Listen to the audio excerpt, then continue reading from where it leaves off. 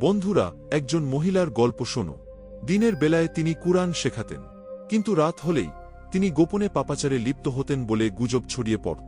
তার মৃত্যুর পর এই গল্প গ্রাম জুড়ে ছড়িয়ে পড়ে। এই মহিলা শিক্ষিকা কি করেছিলেন? তার কবরে কেন বিষাক্ত সাপ আর বিচ্ছু দেখা গেল? সবাই তাকে ধার্মিক, ঈশ্বরভক্ত মনে করত, কিন্তু এই ভয়ঙ্কর ঘটনার পিছনে সত্যিটা জানলে তুমি বিস্মিত হবে। তাই এই গল্প শেষ পর্যন্ত শোনো। সকালে উঠে আব্দুর রহিম কবরস্থানের দিকে হাঁটলেন। তিনি গ্রামের কবর খোঁড়ার কাজ করতেন। কেউ মারা গেলে সেই কাজের জন্য তিনিই ছিলেন একমাত্র প্রস্তুত। সেদিন সকালে এক তরুণীর মৃত্যুর খবর এল। তিনি তার সরঞ্জাম প্রস্তুত করে কবরস্থানের দিকে রওনা দিলেন, কিন্তু সেখানে পৌঁছে কবর খনন শুরু করতেই তার মনে একটা অস্বস্তি জাগল। মনে হল যেন কিছু অস্বাভাবিক ঘটতে চলেছে। তার শরীর কাঁপতে লাগল, পা দুটো যেন পাথরের মতো ভারী হয়ে গেল। তাকে আগেই জানানো হয়েছিল যে মৃতা কুরআন শেখাতেন। তার পরিবার থেকে একটাই নির্দেশ এসেছিল, তাড়াতাড়ি কবর প্রস্তুত করে যেন দাফন বিলম্ব না হয়। আব্দুর রহিমের বয়স ৩০ থেকে ৪০-এর মধ্যে হবে। তার মৃত্যুর খবর শুনে তার মনে একটা অস্থিরতা শুরু হল। তিনি খনন শুরু করলেন, কিন্তু মনের অস্বস্তি কমল না। এর আগে তিনি অসংখ্য কবর খুঁড়েছেন, কিন্তু এমন অনুভূতি কখনো হয়নি। মাটি পাথরের মতো শক্ত ছিল। প্রতিবার কোদাল চালালে পাথরে আঘাত লাগার মতো মনে হত। ভেবে নিলেন হয়তো এই জায়গাটা এমনি। তিনি একটু সরে অন্য জায়গায় খনন শুরু করলেন, কিন্তু সেখানে যা দেখলেন তা তাকে কাঁপিয়ে দিল। ঘাম ঝরতে লাগল। তিনি শার্ট দিয়ে মুখ মুছলেন। আল্লাহ, আমি কি দেখছি? কিছুই বুঝতে পারছি না, তিনি বিটবিট করলেন। আমি শত শত কবর খুঁড়েছি, কিন্তু এমন দৃশ্য কখনো দেখিনি। তার হৃদয় দ্রুত স্পন্দন করতে লাগল। ভয়ে তার শরীর জুড়ে ছড়িয়ে পড়ল। ভারী নিঃশ্বাস ফেলে তিনি পাশে বসে ঘাম মুছলেন। সময় যেন স্থির হয়ে গেল। ঠিক তখনই তরুণীর শেষযাত্রার জন্য লোকজন কবরস্থানে এল।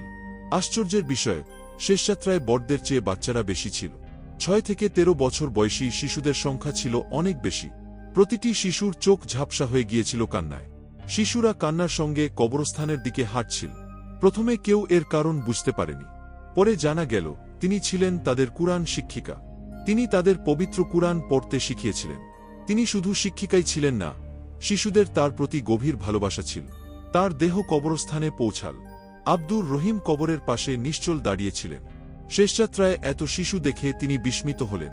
এই মেয়েটি নিশ্চয়ই খুব ভালো মানুষ ছিল, নইলে এত জনতা কিভাবে জড়ো হবে তিনি ভাবলেন। কিন্তু ভেতরে ভেতরে তার মন অস্থির ছিল। কবরস্থানে কিছু একটা ঠিক নেই, এই চিন্তা তাকে তাড়া করছিল। তাকে কবরে নামানোর সময় হঠাৎ মাটি কেঁপে উঠল। মনে হল মাটির নিচে কিছু আছে। লোকজন ভয় পেয়ে গেল। তখনই কবর থেকে একটি বট কালো সাপ বেরিয়ে এল, যার দুটি মাথা। সেটি সোজা দেহের দিকে এগিয়ে গেল, যেন কামড়াতে প্রস্তুত। লোকজন ভয়ে চিৎকার করল। তারা তাড়াতাড়ি দেহটি কবর থেকে তুলে নিল। সাপটি কবরের মধ্যে ঘুরছিল। শুধু সাপ নয়, বিষাক্ত বিচ্ছুও ছিল। এই দৃশ্য দেখে সবার শরীর কেঁপে উঠল। সাপ, সাপ! জনতা চিৎকার করল। এত ভালো মেয়েটির এমন ভয়ঙ্কর শাস্তি কেন? তারা ফিসফিস করে বলল। তিনি শিশুদের কুরআন শিখিয়েছেন, পথ দেখিয়েছেন। এত বড় পাপ কি করেছিলেন যে কবর থেকে সাপ আর বিচ্ছু বেরিয়ে এল? জনতার মধ্যে আলোচনা শুরু হল। কেউ কবরের কাছে যেতে সাহস করল না। অবশেষে তারা আব্দুর রহিমকে আরেকটি কবর খুঁড়তে বলল। তিনি খনন শুরু করলেন, কিন্তু সেখানেও একই দৃশ্য। মাটি খোঁড়ার সঙ্গে সঙ্গে বিষাক্ত সাপ আর বিচ্ছু বেরিয়ে এল। তখন দুজন ব্যক্তি এই বিষয়টি একজন ধর্মীয় পণ্ডিতের কাছে নিয়ে যাওয়ার সিদ্ধান্ত নিল। তারা গ্রামের একজন বিখ্যাত পণ্ডিতের কাছে ছুটল। তিনি তখন বিশ্রাম করছিলেন, কিন্তু খবর শুনে তার চোখ বিস্ময়ে বিস্ফারিত হল। পণ্ডিত কবরস্থানে পৌঁছতেই জনতা পথ করে দিল। তিনি মনে মনে ও আল্লাহ জপ শুরু করলেন। একবার দেহের দিকে, আরেকবার জনতার দিকে তাকালেন। শিশুরা একপাশে নিঃশব্দে দাঁড়িয়েছিল, কিন্তু কেউ দেহের কাছে গেল না। কবরের ভেতর তাকাতেই পণ্ডিতের শরীর ভয়ে কাঁপল। একজন এগিয়ে এসে বলল, হুজুর, প্রথমে খোঁড়া কবরে শুধু পাথর আর নুড়ি ছিল। দ্বিতীয় কবরে একটি বট কালো সাপ বেরিয়ে এল। ৩ বার কবর খুঁড়লাম, কিন্তু প্রতিবারই সাপ আর বিচ্ছু বেরিয়ে এল। পণ্ডিত চোখ বন্ধ করে পিছিয়ে গেলেন। কবরে সাপটি তখনও ঘুরছিল। কবরের দেয়াল কাঁপছিল, যেন আরও বিষাক্ত প্রাণী বেরিয়ে আসবে। তখন জনতা মহিলার জীবন নিয়ে কথা বলতে শুরু করল। তিনি শিশুদের কুরআন শিখিয়েছেন, কিন্তু এখন তার দেহ কোনো কবরে স্থান পাচ্ছে না। তারা বলল। পণ্ডিত বললেন, এই মেয়েটিকে মসজিদে নিয়ে যাও। এই কথা শুনে জনতার মধ্যে ফিসফিস শুরু হল। তবুও তার দেহ মসজিদে নিয়ে যাওয়া হল। মসজিদে প্রায় 700 মানুষ জড়ো হয়েছিল। প্রত্যেকে ভিন্ন ভিন্ন অনুমান করছিল। একজন বলল, আমরা তাকে খুব ধার্মিক মনে করতাম। আরেকজন বলল, হাফিজা হলেও তিনি ছেলেদের বাড়িতে ডেকে কুরআন শিখিয়েছেন, হয়তো সেটাই তার পাপ। সেই সময় একজন মহিলা ডাক্তার মসজিদে এলেন। তারা তাকে দেহ পরীক্ষা করতে দিল। পরীক্ষার পর তিনি বললেন, হুজুর, তার জীবন ছিল পবিত্র, তার মধ্যে কোনো অনৈতিকতা পাইনি। তিনি ছিলেন একজন পবিত্র, নির্মল ব্যক্তি। কিন্তু কেউ বলল, এই মেয়েটি একা থাকতেন, রাতে হয়তো কোনো পুরুষকে বাড়িতে ডেকে কামনায় লিপ্ত হয়েছেন, তাই আল্লাহ তাকে এই শাস্তি দিয়েছেন। এই কথা জনতার মধ্যে ছড়িয়ে পড়ল। দিনের বেলা পবিত্র সেজে রাতে পাপে ডুবে থাকতেন। তারা ফিসফিস করল। 2 দিন কেটে গেল, তার বন্ধুকে এখনো কেউ খুঁজে আনেনি। গ্রাম জুড়ে একটা অস্থিরতা ছড়িয়ে পড়ল। তখনই খবর এল, তার বন্ধুকে পাওয়া গেছে। সেই বন্ধু পুরো বোরখায় ঢাকা এগিয়ে এলেন।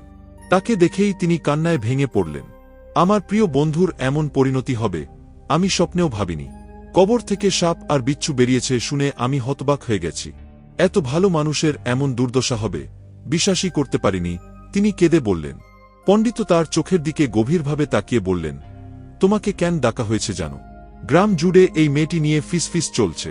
তারা বলছে তার পাপের জন্যই এই অবস্থা। কবর খোঁড়ার লোক বলল, কবরে সাপ আর বিচ্ছু রয়েছে। সেই সাপ দেহটি ধ্বংস করতে ভয়ঙ্করভাবে তাকাচ্ছিল। তুমি সত্যি বলো, এই মেয়েটি কি করেছিল? বন্ধু কিছুক্ষণ নীরব রইলেন। তার চোখ কান্নায় ভরে গেল। তারপর কাপা গলায় কথা বলতে শুরু করলেন। তিনি কোনো বেশ্যা ছিলেন না। তিনি ছিলেন অত্যন্ত সৎ মেয়ে। কিন্তু তিনি একটি বড় পাপ করেছিলেন। সেই পাপের জন্যই আমি তার থেকে দূরে সরে গিয়েছিলাম। তার সঙ্গে সম্পর্ক ছিন্ন করেছিলাম। যদি আমি এখানে থাকতাম তবে আবার তার সঙ্গে সম্পর্ক চালিয়ে যেতে হতো। কিন্তু এমন মেয়ের সঙ্গে সম্পর্ক রাখতে আমার পক্ষে সম্ভব ছিল না।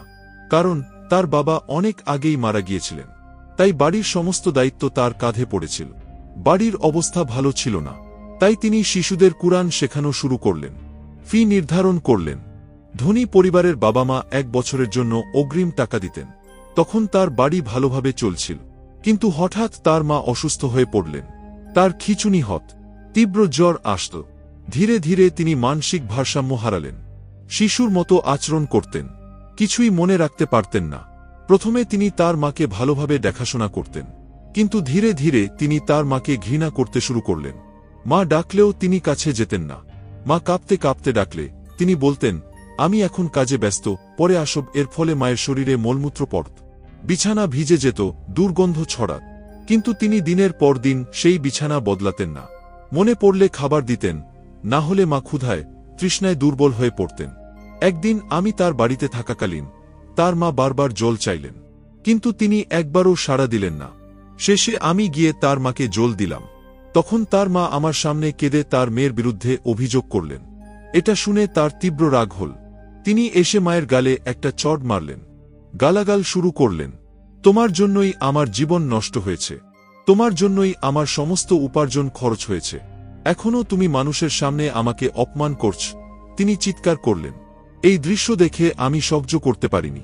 আমি তার মুখে একটা চড় মেরে সেখান থেকে চলে গেলাম। তারপর আর কখনো ফিরে আসিনি। আমি তার মাকে আমার সঙ্গে নিয়ে যেতে চেয়েছিলাম, কিন্তু তিনি অনুমতি দেননি। কয়েকদিন পর আমার বাবা আমাকে অন্য শহরে নিয়ে গেলেন। আমি সেখানে স্থায়ী হলাম। আমি চলে যাওয়ার কিছুদিনের মধ্যেই তার মা মারা গেলেন। এখন তার মা মারা যাওয়ার মাত্র 2 সপ্তাহের মধ্যে তিনিও মারা গেছেন। বন্ধুরা, এই কথা শুনে সবাই কেঁদে ফেল। সবার চোখ কান্নায় ভরে গেল। তারা তাদের বাবা মায়ের জন্য ক্ষমা চাইতে শুরু করল, নিজেদের ভুলের জন্য অনুতাপ করল। সবাই কেঁদে আল্লাহর কাছে ক্ষমা চাইল। মেয়েটির জন্য ঈশ্বরের কাছে প্রার্থনা শুরু করল, তাকে ক্ষমা করো, তারা বলল। কারণ তারা নিজেদের চোখে তার পরিণতি দেখেছিল। বাবা মায়ের অবাধ্য হওয়ার শাস্তি কতটা ভয়ঙ্কর হতে পারে তা তারা উপলব্ধি করেছিল। তাকে আবার কবরে নামানোর সময় সেই সাপ তখনও কবরের পাশে ফনা তুলে দাঁড়িয়েছিল। বিচ্ছুরাও প্রস্তুত ছিল। পণ্ডিত বললেন, এখন এটা এই মেয়েটি আর আল্লাহর মধ্যে ব্যাপার। এই অবস্থায় তাকে দাফন করো। বিষাক্ত সাপ আর বিচ্ছুর মাঝে তরুণীকে কবর দেওয়া হল।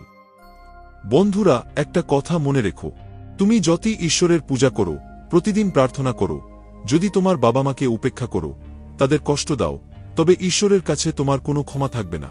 শুধু তাই নয়, তোমার কোনো মূল্যও থাকবে না, বরং তুমি কঠিন শাস্তির মুখোমুখি হবে। তাই একবার ভাবো, তোমার বাবা মাকে তুমি কতটা ভালোভাবে দেখাশোনা করছ।